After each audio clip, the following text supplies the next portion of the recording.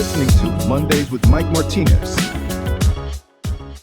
Hey guys, welcome back to Mondays with Mike. I have a very, very special guest today. It's a bit of a surprise. It's a treat for you. I have Jeffrey Nile. We're here at his beautiful home in Hermosa Beach.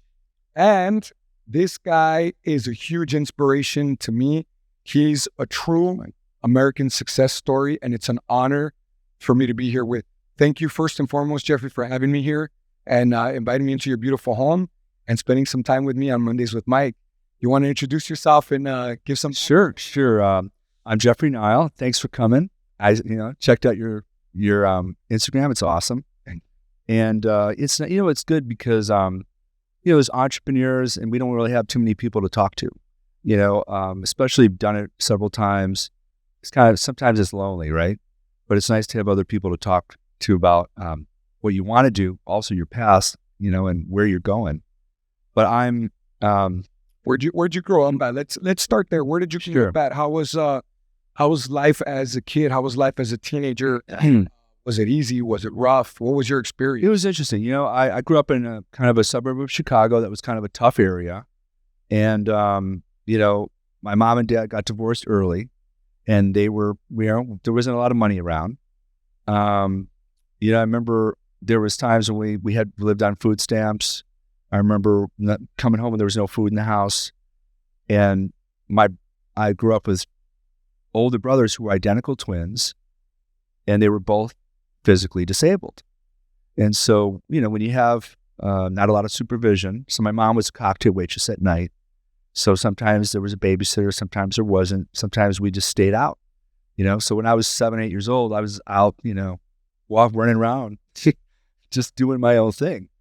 And one of my brothers was born with cerebral palsy, so we kind of looked after him. He looked after us too. And then what happened was his twin got into this freak accident when he was in his teens and became paralyzed. And so my childhood was not a lot of resources. So if I wanted something, I had to get a job to make money to get it. My first job, I was 7 years old selling seeds door to door for a company called American Seeds. And I had a speech impediment. So I would go around with my speech impediment and say, "Hi, I'm from American Seeds. We're selling green beans, corn, radishes, a little tie, comb my hair." And people would buy seeds from me, in our neighborhood. Because how old were you? I was 7 years old. And then, we would shovel snow. We would do anything for money. And, and at that time, I didn't see my father a whole lot. My mom worked at night. I had, my brothers were kind of like my mother and father. Now my mother was incredibly hardworking, and she later, when I was probably about 9 or 10, got a real estate license, and she just crushed it. She became like one of the top gold jacket Century 21 ladies, and she taught me a lot about, just being self-starting and self-sufficient. And then I say about my mom, dynamite comes in small packages. She's still with us. So my childhood was, I tell you what, it was kind of like living like Huckleberry Finn and Tom Sawyer. Like, we had no supervision for a lot of that time, and we got into trouble. I ran away from home. I had problems with shoplifting, with arson. Nobody ever got hurt. Just needed, wanted attention, wasn't getting it. Kind of a little street mongrel. And at the same time, I had these brothers who had challenges, and they taught me a lot. They taught me how to overcome obstacles, because when you're disabled, everything in your life is an obstacle, pretty much. And my other brother, when he got paralyzed, he was a left-handed artist, and he ended up losing his left arm in this freak accident and became paralyzed from the chest down. And he went on to have this amazing life. And he became a right-handed artist. So when you're a left-handed artist and you lose your left hand and you become a right-handed artist, as good, if not better, than you were before, a lot of that is just mindset. So before we started the show, that you feel like seeing your brothers overcome crazy obstacles and challenges gave you an unfair advantage in the world of business. It made you tough, right? Can you talk a little bit about that? Absolutely. So it's that a lot of the times there's this famous Rumi poem. There's a 1,000-year-old Persian poet named Rumi, and I love what he says. One of the things he says is you should live life like you're in a game that's rigged in your favor. So a lot of it's mindset, but I felt like I had advantages over other people because when you grow up with disabled brothers and they're twins, and the other thing is they're linked together mentally. So whatever they say about identical twins, it's all true. They finish each other's sentences. They sing the same songs on opposite ends of the house. So what is that? I know that it's real, but I know that nobody can describe it to me. It's not a scientific phenomenon. So it's almost like magic. Nobody gets to experience that power of human beings, that connection, like you did firsthand. Absolutely. So I'm always open to like this idea that there's some unseen force out there. And if you're spiritual, like we are, right, that affects your mindset. That is, for me, it's real. It's real energy. When you see two identical twins and they're handicapped and they're communicating with each other in ways that not through their talking, you kind of go, what is that? But it opens you up to the idea of possibility. And if you imagine the possibilities, anything can happen. But when you see someone who's disabled, pretty much everything is an obstacle. So my brother was in a wheelchair, and he would sometimes protest buildings in Chicago that weren't handicapped accessible. And I find out he was getting, the police are coming saying he's locked arms with all these wheelchair guys protesting the museum because he couldn't get up the curb. But was anything going to keep him from going to that museum? No. He was going to go figure out a way to get up the stairs in a wheelchair and go to that museum. And the thing was like through incredible patience and very quiet perseverance, they really did accomplish incredible things. So they're both the toughest people that I've ever been around. And so, yeah, they were in many cases, in many ways, my inspiration, but they taught me a lot. So here's me, able-bodied. And I always thought that I took care of them and looked after them, but they looked after me just as much, but in different ways. So I went in with like, hey, let's go. Like my mindset is, are you going to go against me? Okay, let's give it a try. It's the nothing's going to stop you mindset. Absolutely. That you adopted even as a kid, even at such a young age. That's incredible. Yeah. Let's talk about later on, what was the first job? Did you go to school? What was education like? A lot of business owners, a lot of entrepreneurs, I'll tell you, Jeffrey, are not educated. Yeah. Even very successful ones didn't start off educated. So I know that wasn't necessarily the case with you. Can you talk about that? When my mom told us that she was divorcing my father, my brother started crying. I remember it like it was yesterday. And I said, who's going to pay for her college? That's what I told her. I was 6 or 7 years old. So I knew that you had to go to college to try to, improve yourself. At least that's what I thought. But then as I went through the ranks, as I went on with my life, I knew that I kind of wanted to get into finance and banking. I started to research, like, what do I want to do? And I knew some people that became traders, like on the Chicago Board of Trade and the Chicago Mercantile Exchange. I'm like, wow, that looks really cool. I'm going to learn how to do that. And so I was always good at setting goals and just being very, very myopic and specific about setting that goal. Not too many goals at once, but setting a goal and just getting to that goal and being very, very focused on that goal. And so that's my mindset. So I think, I played football as a kid. I wrestled as a kid. I got into a lot of fights as a kid. I think a lot, wasn't getting the attention I wanted. But overall, I was an okay student. And what happened was, the turning point was my senior year in high school. I thought I was going to play college football. I was pretty good at football. And in my third or fourth game, a guy put his helmet in my knee on my own team, and it tore my ligaments. And I cried for 2 weeks. And I was in a cast for 4 months. And I knew that my football career was over. You didn't cry because of pain, though. Not at all. No. You cried because your football aspirations were just disintegrated. And I sat there. My brother and I had bunk beds. And I'm like, oh man, I was in the top bunk. I'm like, he let me in the bottom bunk because, my leg was in a cast. And I was like, oh wow, like what am I going to do now? And so it was a blessing because after that I said, okay, I'm going to get straight A's in school. That's it. And I did. So I went, got into University of Illinois, and I got straight A's pretty much for the next 2 years. You needed to do that to get into the financial industry? Well, I got, when I went into University of Illinois, I got into the College of Liberal Arts and Sciences, which was like the easier path. And I needed straight A's to transfer into the business school, which is where I wanted to be. And it's sort of like, it's always like, what path do you take, right? And that's always a big question. So what I learned was, I don't know what path I'm supposed to take, but I do know this. Whatever path I take, I'm going to go all in. I'm going to go all in. And you know what? So I have a saying, if you see a good fight, get in it.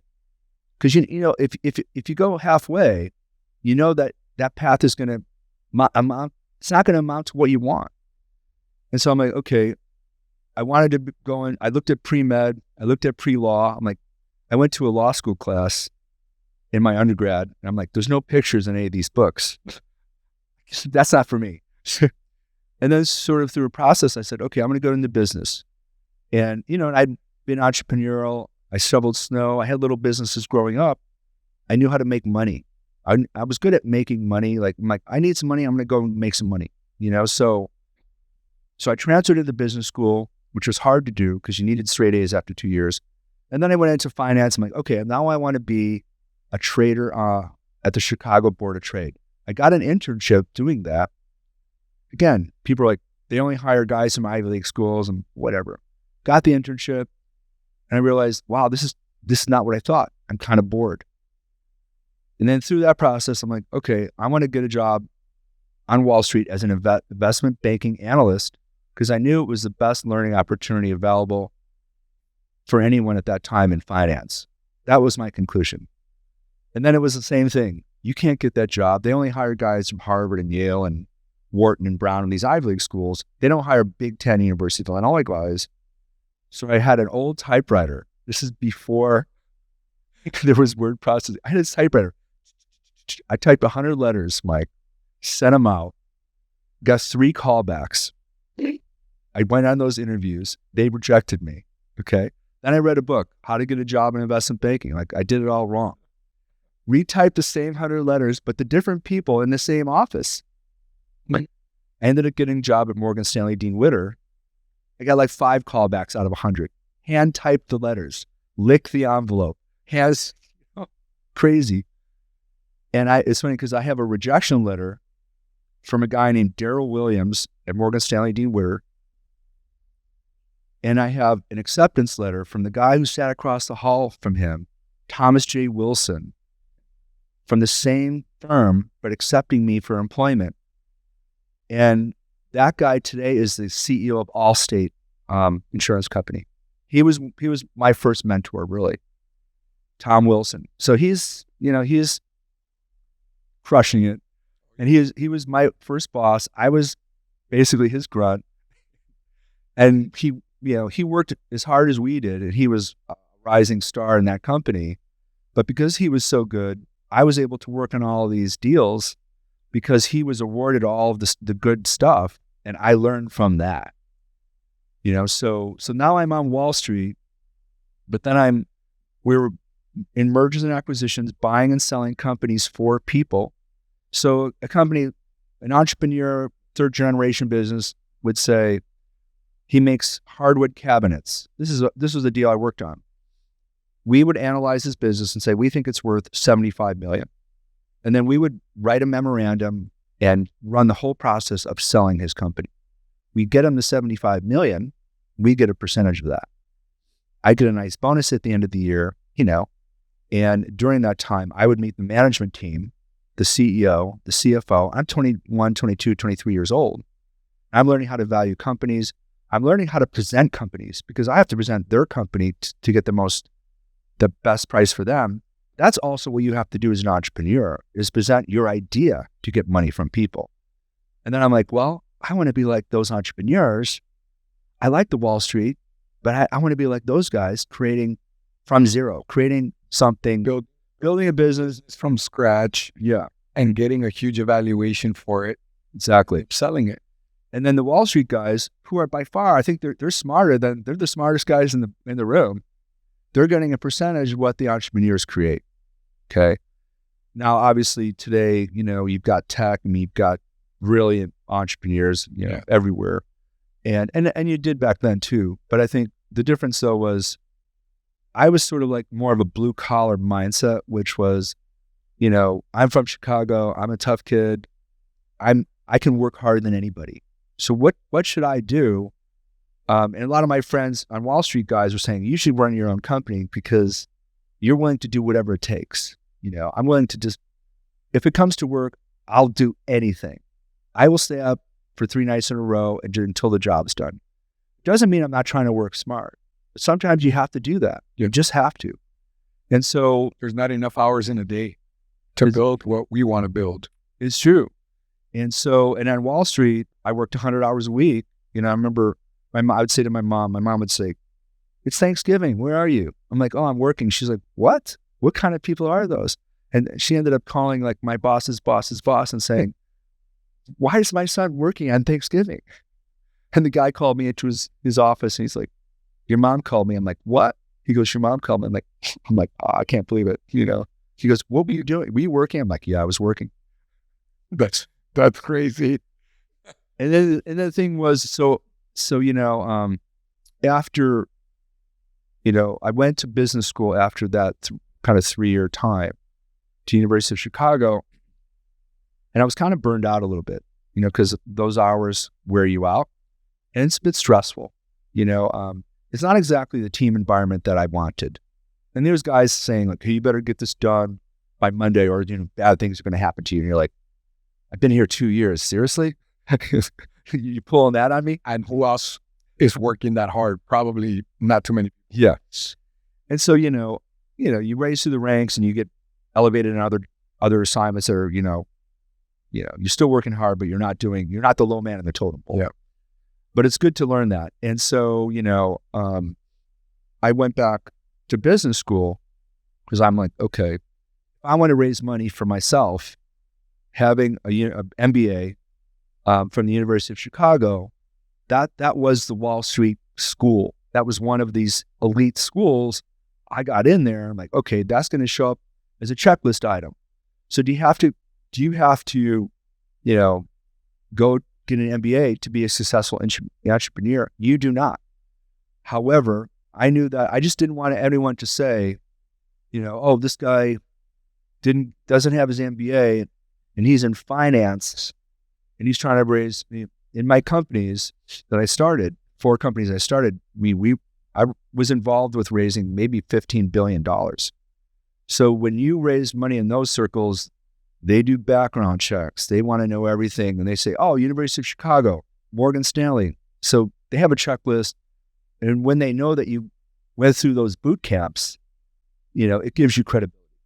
Is it necessary? It's not, but it helps. You had already done several years of education as well when you were doing the investment banking analyst position, right? You had to do some sort of education. Yeah, so it was my college degree in finance. It was a Bachelor of Science degree in finance.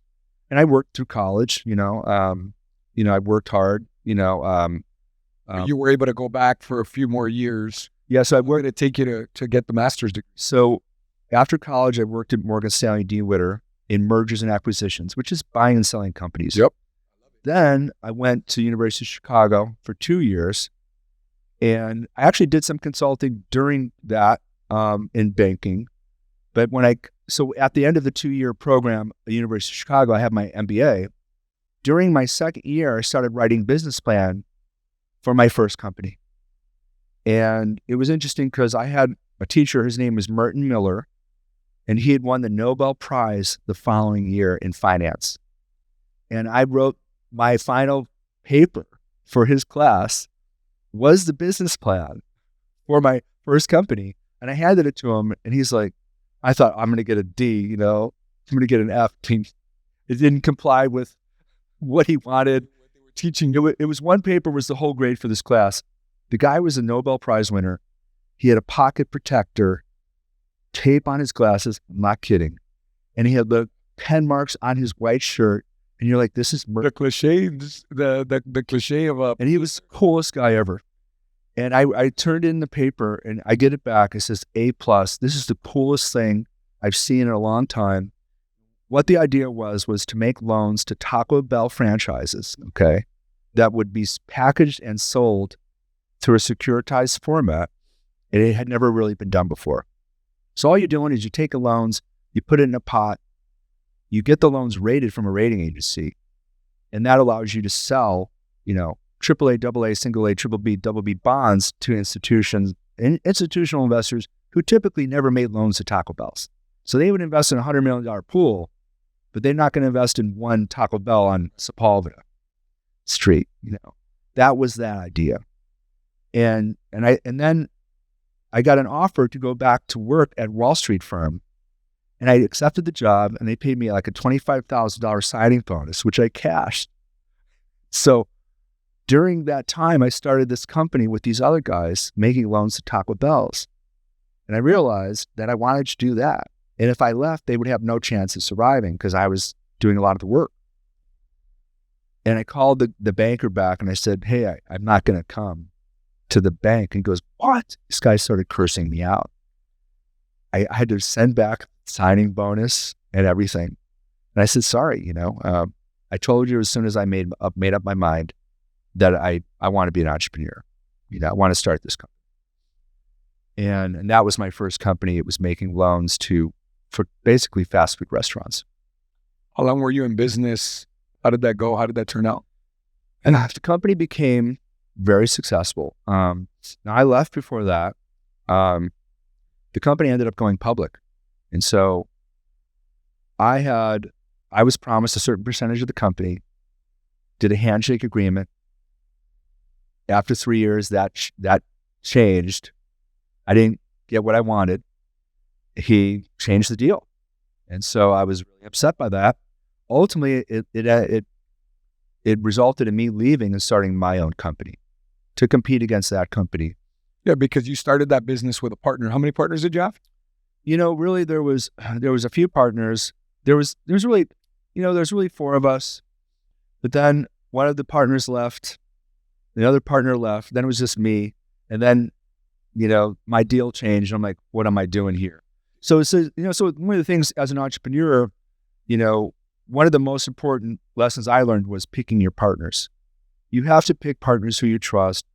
You do find out a lot about your partners in bad times. But in that case, after 3 years, we were approached by a bank who wanted to buy us out.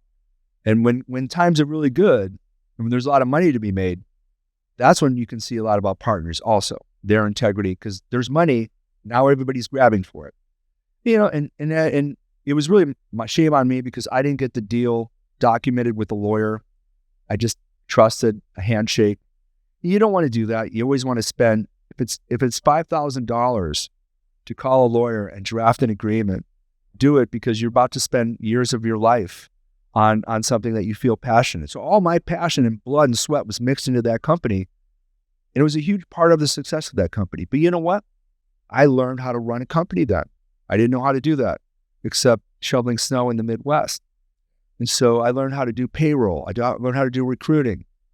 And, necessity is the mother of invention. We started that company with $500,000. After I left, in year 4, it later went public, valued over $1 billion. And I created the foundation for that company. And I started to know that I had power to create. And, when you have the mindset, but you also have the skill set, that's not everything. There's more to it, to the secret sauce. But I'm like, okay, I can start another company. I think that there's a new area. But back then, fast food restaurants had tough times getting financing because people didn't understand the risk, and we thought we did. My second company made loans to gas stations.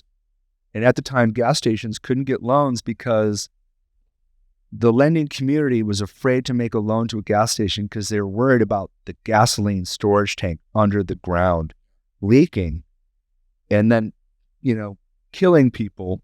And then if the bank had to foreclose on that, that liability would fall on them.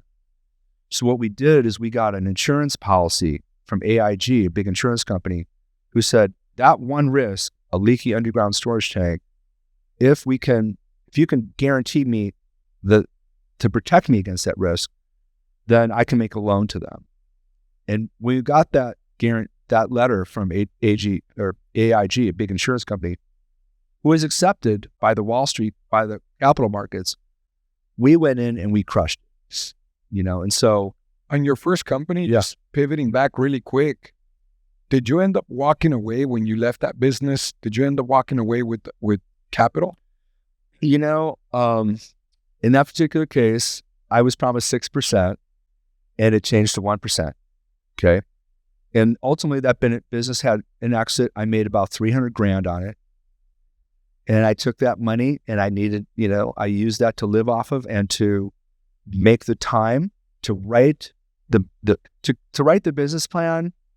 So my business plans, I wrote the business plans for every one of my companies. So that is the business plan, like how are we going to do business, the written words of how we're going to do business, but also a 60-month financial model that shows my investors how we're going to make money. And so that model then, in my fourth company, that model predicted completely accurately what we would make in 5 years. And we were within like 5% of that. So, and then second company, the first, all of my companies, because I had the skill set from Wall Street of how to create a projection model from analyzing businesses exactly to sell them. Exactly. You got really good at that. I did. And so people would say, okay, if I give you $5 million for your company, how is it going to generate money for me? Okay, give me the $5 million. It goes into a bank. I'm going to hire these 50 people. These 10 people are going to go bring in loans. And so I'd have assumptions like how many loans is each guy going to bring in? What is it? Financial forecasting. Yeah. And my models were hundreds of pages long. So they were highly detailed and people thought I was like a mad scientist, which I kind of was. But those models were completely accurate and people had faith in those models. You were engineering the business. I was. And so, so there was that, but there's that to raise. So it's like being an actor. You're auditioning for the part, right? So that when you write a business plan as an entrepreneur, you're auditioning for money. I'm putting some money in, but I need 5 million, I need 10 million, I need 20 million for this business. And once you get the money, then you become, as an actor, now you have the role to act.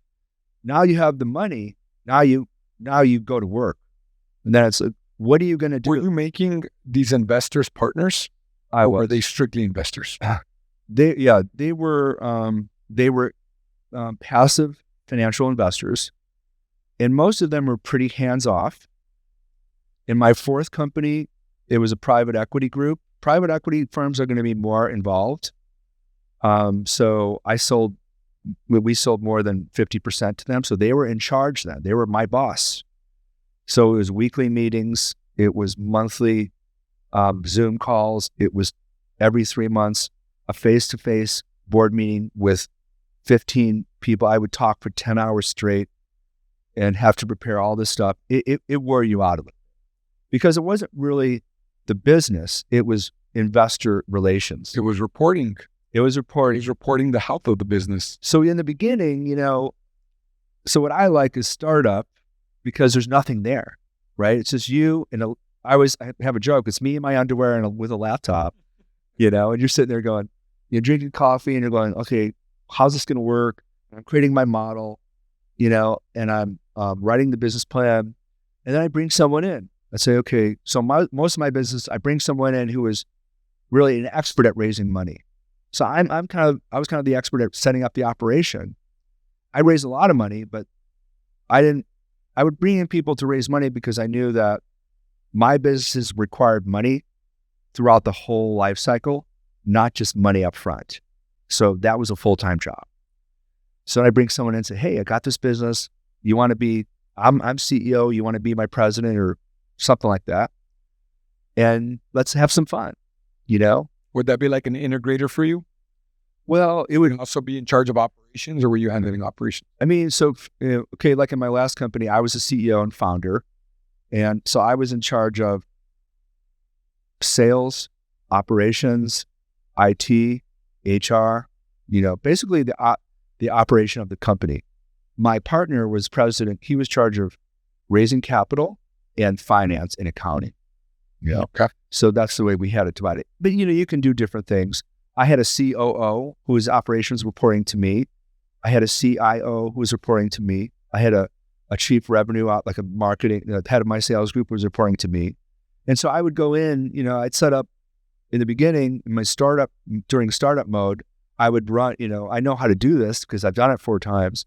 So it was like, I'd go to work with these to-do lists. I'm like, Graham, come here. This is what I need from you today. Jimmy, let's go. This is what I need. So I knew exactly what I wanted them to do. And then what happens is you sort of build this momentum and you start making some money and you're like, wow, like here's our first deal that we got done. So in the third and fourth companies, what the business was buying land underneath cellular towers and billboards.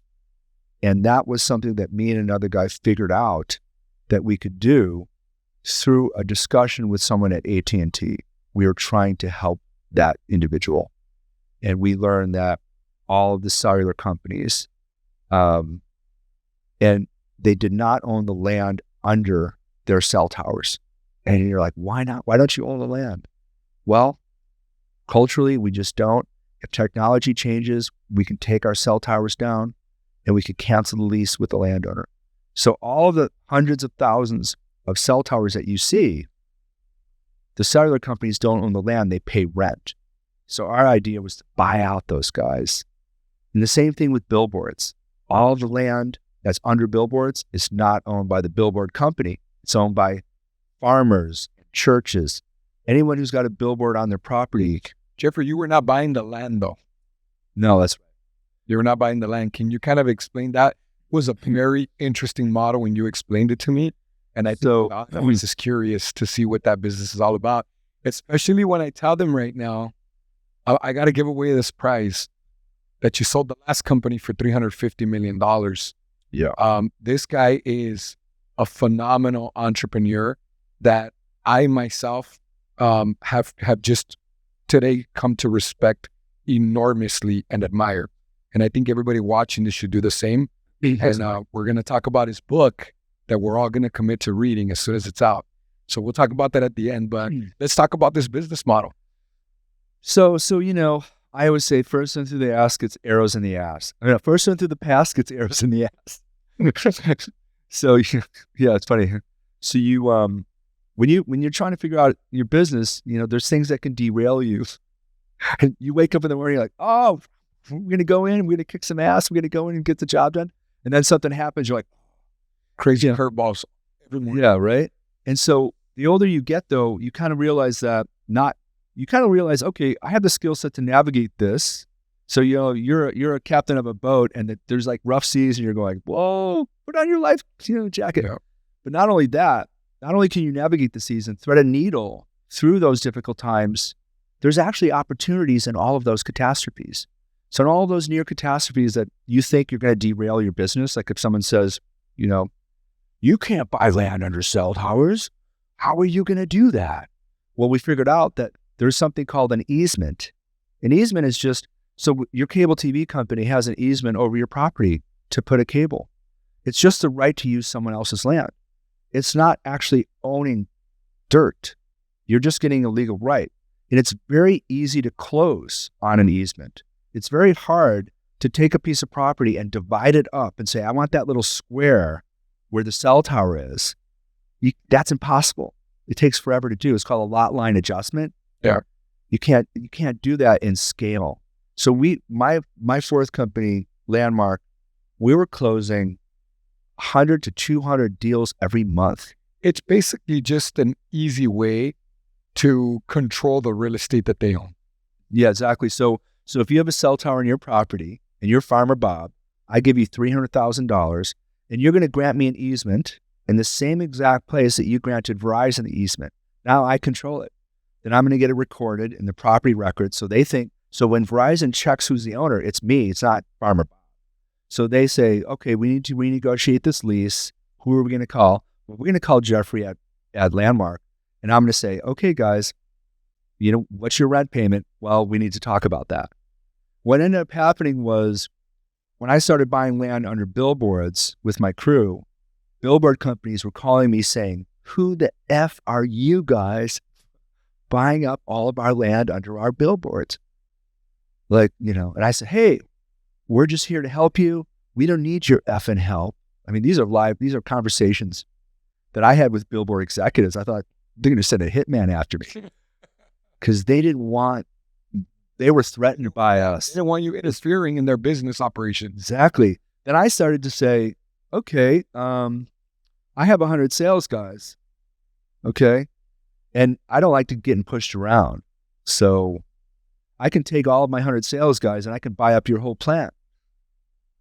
I'm not going to do that because I'm a nice guy. So sometimes you have to shake the stick to get attention. What ended up happening is I did programs with those billboard companies to create win-win situations. So they'd call us and they'd say, can you call Mr. Barkowski in Michigan?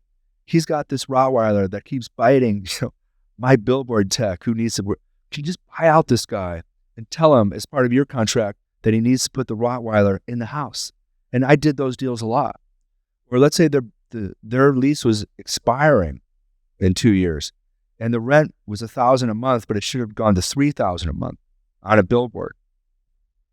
I would buy that out and extend it for them so they didn't have that risk anymore. So basically what happened, Became like a fixer. absolutely, we became the Ray Donovan of the ground lease industry. And the thing is that's what entrepreneurs are. We're fixers. I mean, and you know what? Sometimes you fix people who are on your crew. You fix problems that are happening all the time, and you help people outside. Would you agree with me when I say that the bigger problem that you fix, the more money you make? Sometimes, I think when you fix problems for people, they become indebted to you. I don't mean that in a bad way, but I think there are a lot of people who are indebted to me.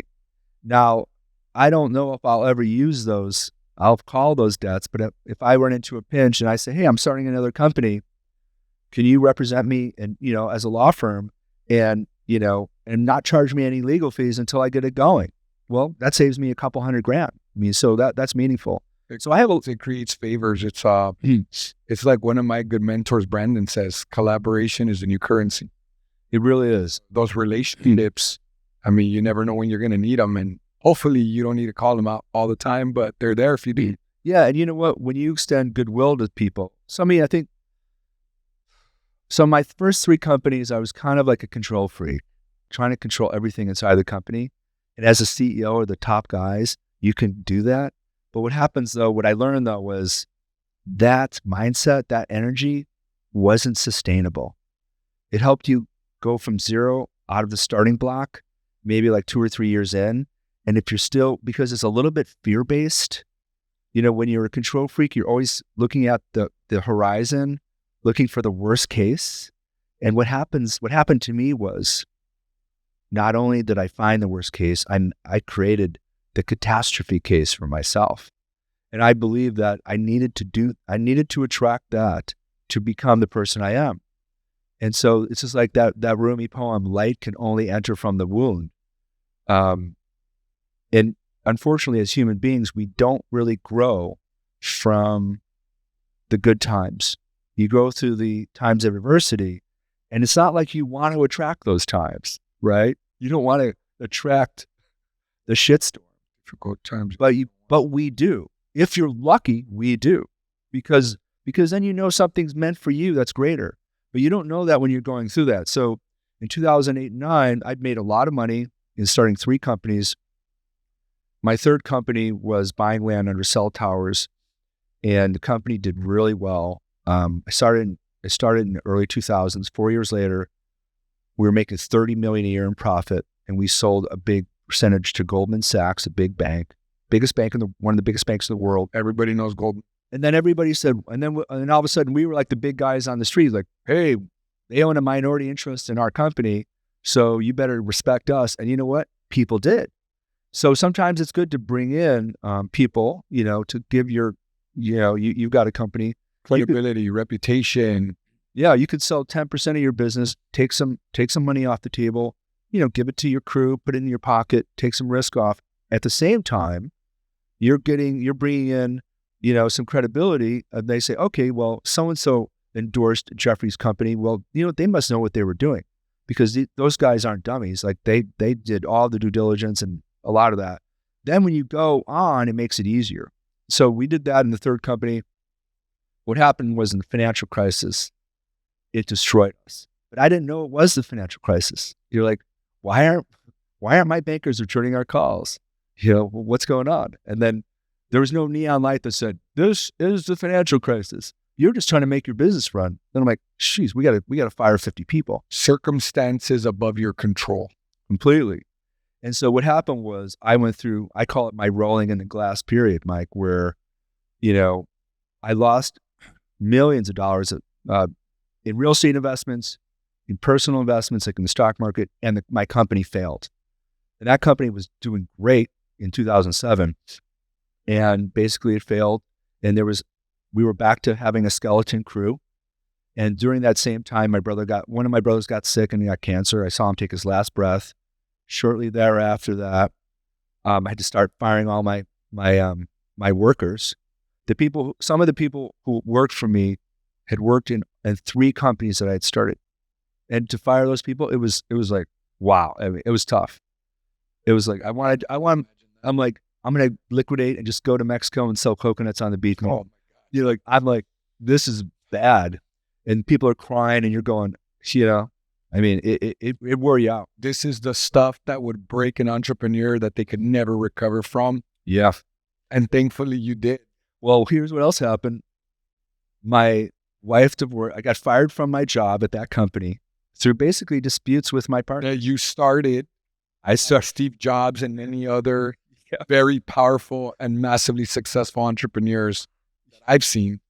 So I can't even imagine getting fired. So I went home after getting fired, told my wife about it at the time. I had a kid who was maybe 2 years old, and she threw up in the toilet. Like a month later, she divorced me. I'm like, oh man. And then what happened was, I got into a legal dispute with my partners. They said I had taken trade secrets, which I did not take. I mean, when you start a company, all the trade secrets are up here, especially if you're the founder of the company. Yep. I basically got out of my stock, sold it to them for pennies on the dollar. I had to give that to my ex-wife as part of that whole thing. And I was, I got out of my non-compete agreements, and I'm like, okay. And so when I was at my lowest time in my life, I basically heard a voice inside my head. And what the voice said was, imagine possibilities. And it was like I was in, it was like I heard a voice. I'm not kidding. Either it was in my head or it was in the room. I have no idea, but it was real for me. And I thought, okay, I can start a new company. And what happened right after that time is I'd been in a terrible car accident. I was in my Porsche 911 and I got hit by a truck going 50 miles an hour while I was stationary on the 10 freeway, and everything went black. I was unconscious. My car caught on fire. You didn't share this with me earlier. Was this before the show? Was this right around the same time? It was. Yeah. Oh my God. So you're like, I think it's safe to say this was the lowest point. Oh, without question. Probably feeling. It was, yeah. And as a human being, it was probably the worst time ever. Oh, it was crazy. And the craziest thing was, look, I'm not, I have certain beliefs about the universe and God and the world, but I was in this Porsche, I got hit by a truck, and I was thinking at the time, right when that truck hit me, guy was text messaging, didn't see me. It was a dump truck, ran me right over, 50 miles an hour. And I was thinking, I lost all my money, which was, I thought, maybe north of $30 million. everything I'd worked for, everything. I was like, damn, like, what am I going to do? But I said, I got this great kid. I was saying it over and over in my head. And then everything went black. And then maybe I was unconscious for like 10 minutes, they said, and this woman she was yelling, get out of your effing car, get out of your effing car. And I woke up and I saw this woman and she's screaming at me, and I couldn't move. I couldn't do anything. And she comes out, opens my door, grabs me and pulls me out of the car. And she said, now this is when I can remember. She goes, I saw the whole thing. That truck hit you full speed. I can't believe you're in one piece. That's what she told me. She walks me around. I look up, helicopters, cars, miles of cars. I was like the guy who, caused the accident. When you're that guy, you never think you're going to be that guy. I was the guy. And you know what? I saw her talking to the cop. And, the cop comes over to me and he goes, she disappeared. And he goes, are you okay? And he said, I never saw anyone survive a Porsche crash like that. That's what he told me. My car was completely smashed. They took me to the hospital, and I just started my fourth company a few months before that. So I was just starting to get back, on my feet. And, and then I thought I would say like life is filled with great inflection points. Those things that happen where that everything's going to be a little bit different. Like when I saw my brother take his last breath, I knew that it was going to change me forever. I don't know how, but I knew everything was going to be a little bit different. And that car crash was the same thing. I'm like, okay, well, what am I here for? I want to create something that we feel good about. I want to create something that helps people. That's when I really started to develop. Jeffrey, you were completely okay in the car accident? Like nothing? Well, things did happen to me. So I had a severe concussion, and it was my 10th concussion because I had concussions in football and in wrestling.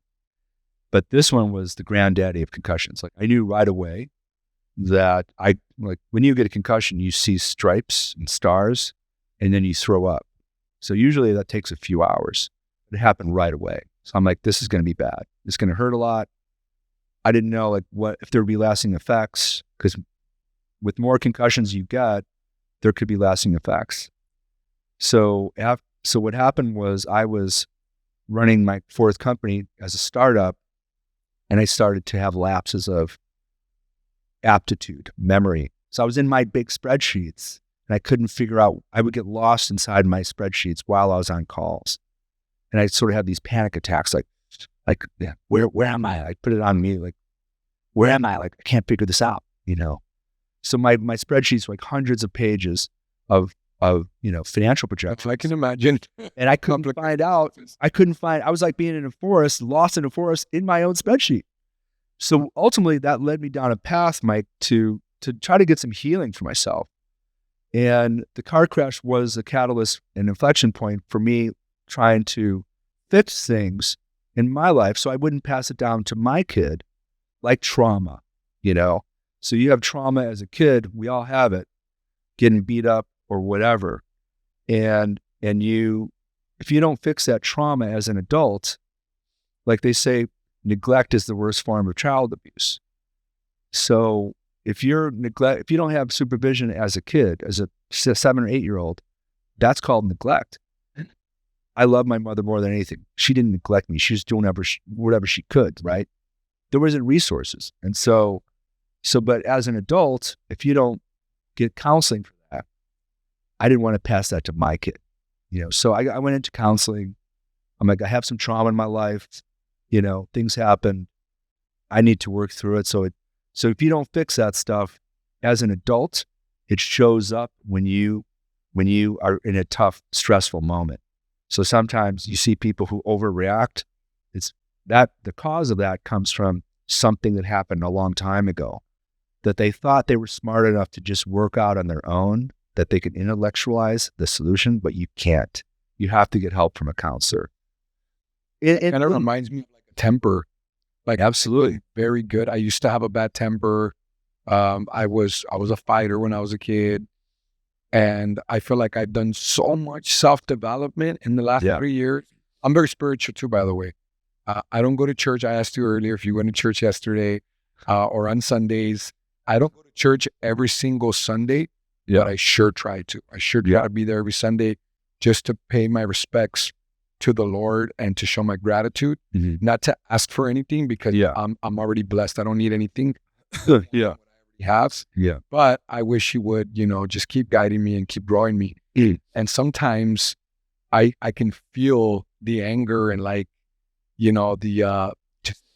the trigger of just losing my cool sometimes. And I got to remind myself, I'm not that person anymore. I got to just stop. So what you're saying. Yeah, it's funny. I had temper problems too. And, so I probably went to 4 different counselors from that moment, the tough time, which I call the rolling in the glass period. It's from now, I went to 4 different counselors. One of them helped me with trauma. One was a communications coach. I realized I'm like I was sort of notorious for basically yelling at people, publicly who screwed up, Your employees. Yeah. I'm like, what are you doing? Like, oh, yeah, you effed up, and I'm like, God, that was bad, and I realized that I had the power to uplift people, not break them down. So you can get, the three companies at a minimum are worth $100 to $200 million, as evidenced by third parties buying in at those values. Okay. But there was something missing. It was more of a fear-based company coming from my control freak nature. The 4th company changed that. So I said, okay, universe. So that's my spirituality. I say universe because when you say God, people think that you're a Bible puncher, which I don't care about anyway. But when people say universe, it's like, whatever. It's the universe. It's the energy field. It's God. It could be whatever you want it to be. I am spiritual too. So I believe that there's a force that's generally good in nature, that's benevolent, that's running things. And I want to be part of that. I want to be next to God. That means no fear. I want to be in a creative space. I want to be committed. I want to be passionate. And that's where I want to be. That to me is a creative space. So, sometimes we have to go through trials and you get knocked down because if you do the trauma work, if you have trauma, and a lot of people, I was a victim mindset. Like I would say, this guy beat me. This happened to me as a kid. I got beat up, blah, blah, blah, blah. And I would use those excuses to explain bad behavior as an adult, to explain temper tantrums, stupid stuff, drinking too much, whatever. When I went through trauma, I lost that. I lost the victim. I'm like, okay, now that trauma has become something else. I unintegrated it through the eyes of an adult, not a kid. And now it's wisdom and it's also compassion, which makes me closer to God. Now I can help people. And as a CEO, I'm much more powerful. So power comes from what you can give. It does not come from mansions and Ferraris. It comes from giving and helping and uplifting. And so I realized, I'm like, hey, I've got something to give. I have the ability to uplift people. And so I hired this communications coach. His name was Bill Sturley. Guy was great. And I paid him a lot. And I'm like, my communication just sucks, And I explained all these reasons. And what he taught me was something called nonviolent communication. It's a school of communicating by a guy named Marshall Rosenberg. It's called NVC. It's needs-based. So in other words, it's like an employee would come into my office. This is bullshit. Like, what's wrong? This $20,000 commission, I shouldn't have had to share it with Jimmy. I'm like, okay, well, in the old me, I would have said, hey, you're lucky to get that in the first place. Shut up and go back to your desk, which wasn't good. So in the new me, I'm like, okay, what do you need? What are you upset about? What need can I help you with?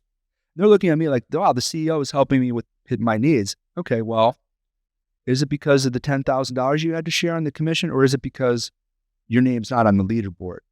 Oh, okay. So this is really about not money. This is about acknowledgement. This is about fairness. This is about partnership. Hey, I call the CIO. Can you put Greg's name on the leaderboard with Jimmy? Because they both want to be recognized for doing, that they're part in that deal. And so it's needs-based communication Would you say that that's leadership though? I would. Yeah, I think, so as leaders, Communication goes hand in hand with leadership, right? yeah, I think so. I mean, so, you seem like a frontline guy. I'm a frontline guy. I mean, sometimes leaders lead from the back, like the general who's calling the shots. I'm more like a field commander. And you could take one of those Myers-Briggs tests. It will tell you, like, so my personality type is field commander. I've taken it 3 times. I think that's what, like, Steve Jobs was. Like, he's saying, you go there, you go there. I'm in the front fighting. I like to be that way. I like to be in the front line fighting with the crew. And so now a tool for communication is for leadership is communication. Yes. Mine was weak. I had a huge opportunity to improve that. And I did through that communication tool. And so when someone's screaming at you and they lose their temper, what they're really saying to you is, help me understand my pain. It's not about you. It's mostly about them. So when you have a temper, it's not usually about the guy you're yelling at. It's about something that's happening inside. Yeah, I really like that. Like, he's not the problem. I'm the problem, because whatever anybody else does, they should not have the power to control my emotions. Yeah.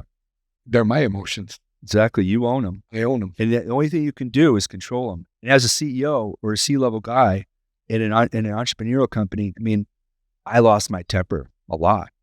And so, but it's weird. I always thought philosophically, why, did that serve my cause?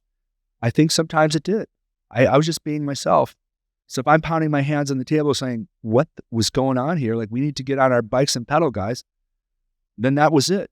Now I'm going to do my best to control my emotions. I don't want to hurt anyone, but sometimes it is what it is, right? You just trying your best.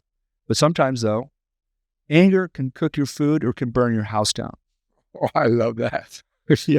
So you have to be knowledge of that, but so, in the fourth company, I think I really worked on myself. I made a time investment, a financial investment, like you, I was around people that knew these fields, communication, trauma, other things. I started doing yoga. I started meditating, and the meditation is literally what saved my brain injury. I had a full recovery through meditation. I never meditated before in my life. I never did yoga, and after the car accident, I did, and I went into that. And so it really helped me a lot. And it also helped me at work and the business. So that company, with my new mindset, remember, I was broke at the time. I lost all my money. And the last money I had, I bought my ex-wife a house with it, bought my mom a condo with it. And I'm like, okay, I'm broke again, got to make some more money. But I had to do those things because I had to do that for my own kind of peace of mind. And then, yeah, that makes total sense, and I can definitely see it. And are you able to talk a little bit about this fourth company? I know you mentioned to me that you sold part of the company, and then you ended up having a massive exit just about 3 years ago. Right. So what we did, inspirational for yeah. So it's great to be here, but it's great to talk to other entrepreneurs, and it's just I really miss doing it. And so I'm working on some new stuff that and I'd say that a lot of the book. So what happened with the book was, and I'll circle back to your question. So in my fourth company, we went out to sell it for $300 million in February of 2020, right before COVID. Okay. Then COVID happened. And I'm like, oh my God, we're not going to be able to sell this thing. We just blew the exit.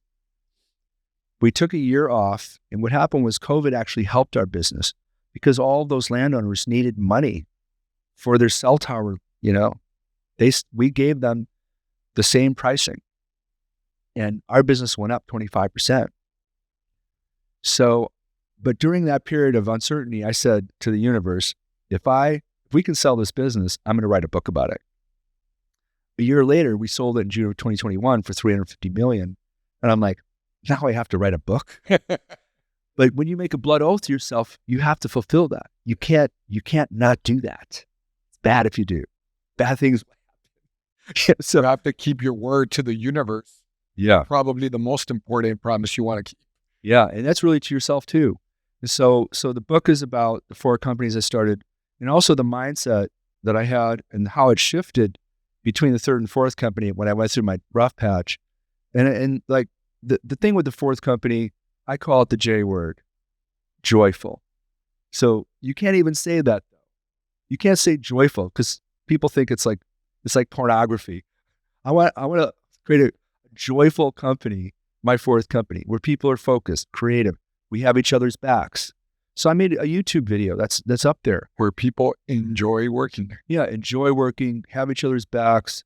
We care about our customers. We focus on the numbers, but we care more about our people. So I had all these sayings, and I ended up creating YouTube videos. I'm like, let's make sure that we don't forget this, because where can we catch those YouTube videos? You know, if you go to Landmark Dividend YouTube videos, like you'll see me. This is probably 10 years old now.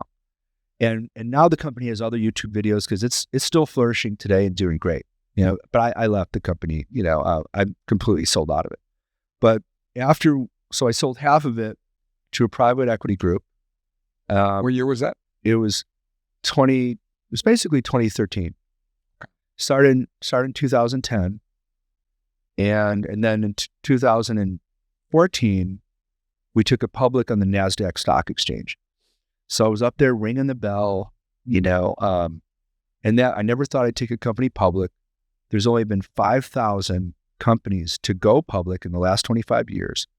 And so I was a CEO of the general partner, and we created a public funding sister company just for funding. So me and my partner were there ringing the bell, signing your name, the confetti's coming down. And, you know, I'm on CNBC News. And I thought, okay, one of 5,000 CEOs who took their company public in the last 25 years. All right. And what happened was when I was at the podium, literally signing my name, I remembered something that someone told me when I was going through my rough time. She said, so I was going through my rough time and I got some advice, and she said, don't worry about the losses. I said, I lost everything. My money, my family, my brother, my business. And she said, don't worry about the losses. All losses are restored with something greater. That's what she told me. And I'm like, you kidding, lady? I think you're talking to the wrong guy. Like, I lost a lot. My car. Yeah. So I'm sitting on the NASDAQ stock exchange podium, just ding, ding, ding, ding, ding, ding, confetti. And I hear this voice inside my head. All losses will be restored with something greater. And it was so profound for me. I looked at my business partner and I realized that he had become the brother who I lost. And so I left the party. I walked around Central Park for 2 hours by myself.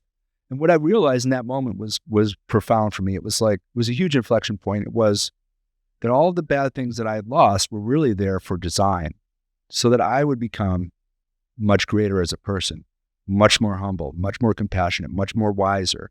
I had to go through those things to actually turn into who I was. So all the losses you experience will become something greater. And so I go back to the party on the NASDAQ, and everybody's partying. They're like, you know, these guys are pouring champagne on my head. And, you know, I just couldn't stay there in that moment. I had to reflect, and I came back and joined the party. And, you know, that wasn't our exit. It was just part of the journey. It was a huge stepping stone, though. It was kind of the first part of selling a piece of the business. Yeah. To prove you right. Yeah. And, you know, and then a few years after that, you know, several years after that, we sold the company for all cash. And I, you know, got out of the business entirely. Some other people are still with the company. Jeffrey, I just want to say publicly, while we're filming this, congratulations. Thanks, man. Thanks, man. I can't even imagine the emotions of going through such a difficult time and bouncing back and creating something so amazing. You know, to me, the most amazing part is the company culture that you built the last time around. Yeah. Like building something, people have each other's back, like you said. Yeah. Like the leader that you became, just building an environment that people enjoy and being part of something greater. So you're a huge inspiration to me, because that's something that I'm required to do is to myself and to prove to everybody else, right, that I can build a company to go to $100 million. That's my goal. That's my target. We all have a goal. We all have a target. So I want to end on a very, very positive note. Where can they follow you on social media? And I'm going to let you announce the book. I was going to say the book, but I'm going to let you announce it. So the book is called The New Faith, and I finished writing it, but I probably have to go in and make some edits based on what they're telling me. The publisher, I'm using someone to help me self-publish it. So if you went through publishing routes, honestly, I don't know if anyone would agree to take the book on, but it's a year-long wait. I just want to get it out, and if it helps people. I think it'll help entrepreneurs with mindset, I think it'll help other people who've gone through difficult periods. Like, when you're asking yourself, like, what do I do now? Or like, how am I going to get through this? Right. Or, what's the mindset you should have? And so I think, but there's also a lot of lessons. So at the end of each chapter, it kind of says, what did I learn from this as an entrepreneur? What did I learn as a person? So it's called The New Faith. I think I'm going to say 20 years to overnight success. And the cover of the book is basically supposed to be my son and I holding hands or next to each other. And there's a huge tidal wave above us that's going to wipe us out. And that is symbolic of the time of my life where I really thought I wasn't going to get through that time. But somehow you just keep going. So there's a light, a star, whatever, above the wave. And that painting is called A New Faith. So the artist I hired to collaborate on that painting with is a guy named Joel Rea in Australia. And I came to him and said, hey, I got this idea for a painting. I just sold my company. Can you paint me and my kid? And he's like, hey, wait a minute. I'm the artist. Like, I'll do what I want. And I'm like, okay, cool. And he said, and I named the painting. I'm like, okay, it's your work. So I paid him, to this art. He said, it's called A New Faith. And I thought, okay, well, that's what I'll name my book. That's beautiful. I'm super excited. I can't wait to read the book. I'm a reader. Good. So leaders are readers. Yeah. And I consider myself an aspiring So leader. to answer your question, so my Instagram handle is Jeffrey_Nile, Nile.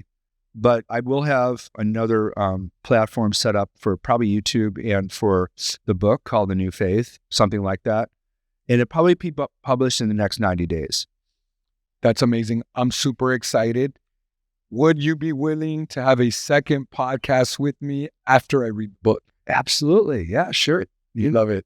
Again, I want to thank you one more time. Huge inspiration. Thanks. Huge motivation to everybody watching. I'm sure of it. And we can't wait to get to know you a little bit better. And I'm sure everybody's going to go follow you. And guys, make sure if you like this and you want me to have a second podcast with them and you want to get to know more about him, make sure you follow him. Make sure you grab that book, A New Faith. Make sure that you comment below once you read the book and show Jeffrey what you've learned from it. Show him that his valuable lessons in life are also beneficial to you, to not make those same mistakes and to help you overcome whatever it is, the challenges in business that you may be facing. So guys, make sure you comment, like, subscribe, and we'll see you next time on Mondays with Mike. Okay. Thanks, Mike. Thank you.